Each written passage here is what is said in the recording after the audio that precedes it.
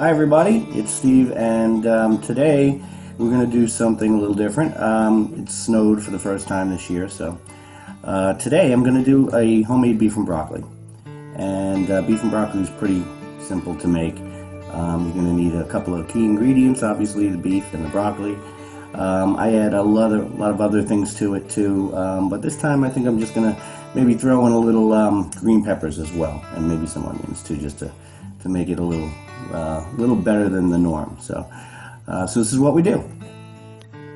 Okay, first you get yourself some nice beef to use. I'm using a flank steak today, and you take your flank steak, and because the flank steak has such a grain to it, cut it on a 45-degree angle across the grain. So this way the slices that you come out with, as we see here, are they're going to be a lot more tender when you cook them up.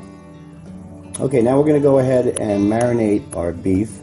And then we're going to let it set for about an hour and a half, maybe 2 hours. Make sure it gets nice and tenderized. But we have some rice wine, and we also have some soy sauce.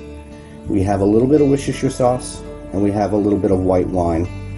And we also have some onion powder, garlic powder, and pepper. We don't need any additional salt because the soy sauce has an abundance of salt in it, and we don't want to over salt things. So we are going to throw these in a plastic bag and mix it all together and let it sit for about, like I said, an hour and a half.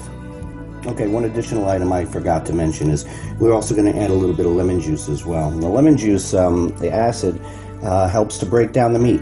So again, we just put all those ingredients in a bag and combine it with all these, and we're going to let it sit in the fridge again. Okay, now for the veggies, like I said, I'm not doing the traditional beef and broccoli where it's just beef and broccoli. I'm going to add, like I said, green pepper and some onions just to flare it out a little bit, make it a little more tasty. So we're going to chop these up and get them ready.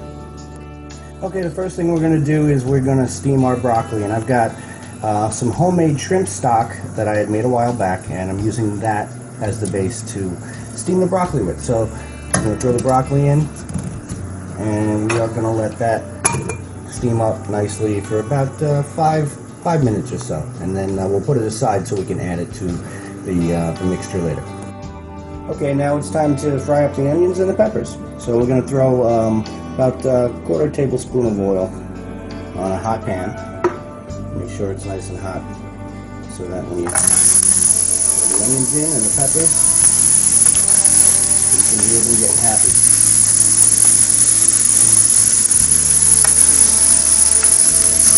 So we're going to let these brown, caramelize a little bit, and then we're going to put them aside, and then we're going to do the beef.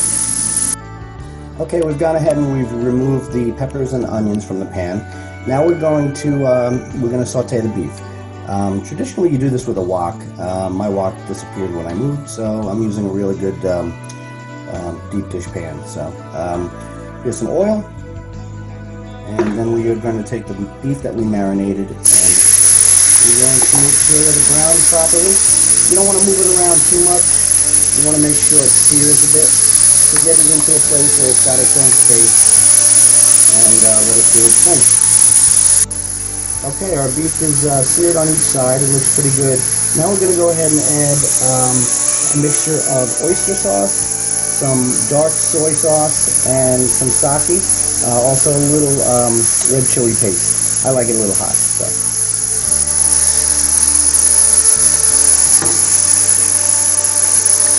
We're going to go ahead and let the beef go play in that sauce, and at the same time, we're going to now re-add the peppers and onions, and we're also going to add the steamed broccoli.